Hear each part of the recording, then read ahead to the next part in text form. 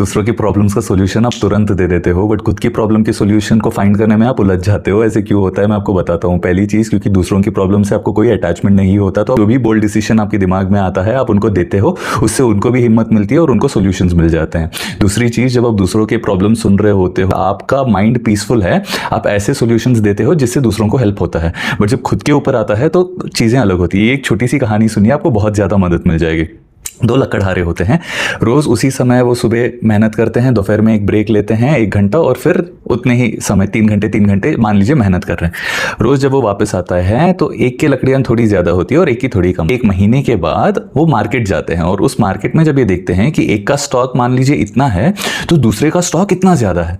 अब क्योंकि दोनों सेम टाइम पे जा रहे हैं, सेम टाइम पे ब्रेक ले रहे हैं, सेम टाइम का ही मेहनत कर रहे हैं और सेम ही एज के हैं, ये डिफरेंस क्यों आया? तो जो जिसका स्टॉक कम होता है वो अपने दोस्त से पूछता है, यार तो ऐसा अलग क्या कर रहा है जिससे तेरा स्टॉक इतना ज्यादा है? तो बोलता है कि जब जब हम बीच में 1 घंटे का ब्रेक लेते हैं, खाने के बाद मैं बस 5 मिनट देता हूं जिसमें मैं अपनी कुल्हाड़ी को तेज करता हूं। उससे क्या होता है, जब उठने के बाद जब हम एनर्जी में होते हैं, वो लकड़ियां भी आराम से कट जाती हैं, समय भी बेकार नहीं होता और मैं ज्यादा थकता भी नहीं हूं।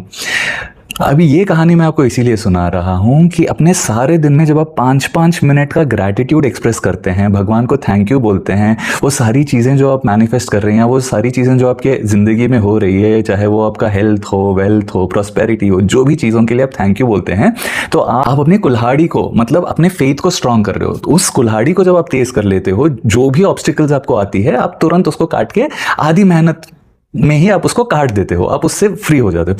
तो आज से आप ये एक आदत कर लीजिए, बस आप 5-5 सेकंड का टाइम लीजिए और भगवान को थैंक यू बोलना शुरू कर दीजिए। आप एक रूम में आते हो, वहां पे आपको एसी की ठंडी हवा लग जाती है, थैंक यू भगवान। आप पानी का घूंट पीते हो, थैंक यू भगवान। आपको भूख लगी है, खाने को मिला है, थैंक यू भगवान। कोई आपसे अच्छे से बात कर दे, थैंक यू भगवान। ऐसी प्यारी प्यारी वीडियोस देखते हो, थैंक यू भगवान।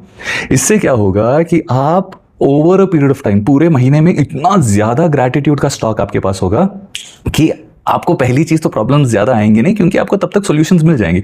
और क्योंकि आपने ये बॉन्ड बना के रखा है, अपने फेथ को इतना शार्प और स्ट्रांग कर रखा है, चीजें आपके लिए और इजीली मैनिफेस्ट होने लगती है।